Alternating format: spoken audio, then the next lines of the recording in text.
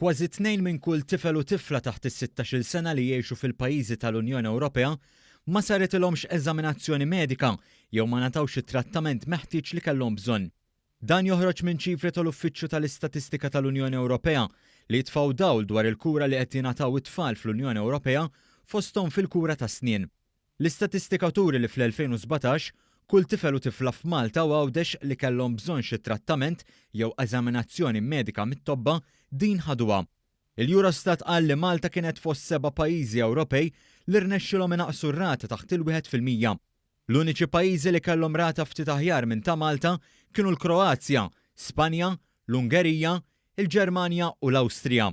L-ola rati ta' tfal li ma natawx trattament jew eżaminazzjoni medika kien fil-Belġju bi kważi 9 tfal minn kull 100, ir-Rumanija b'aktar minn 7% u tfal Svediżi b'aktar minn 4%.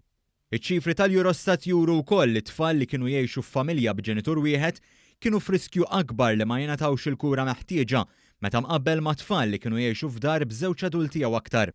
Bi-2.3% Malta kellha wkoll rata baxxa ta' tfal li ma jaħtux ħsieb ta' snienhom.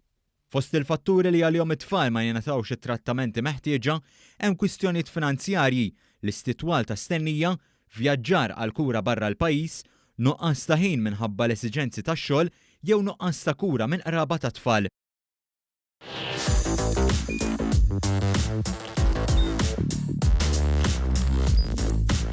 Idħol fuq one.com.mt u hemmhekk tista' tara l-programmi kollha li jxandru fuq One permezz ta' One Play.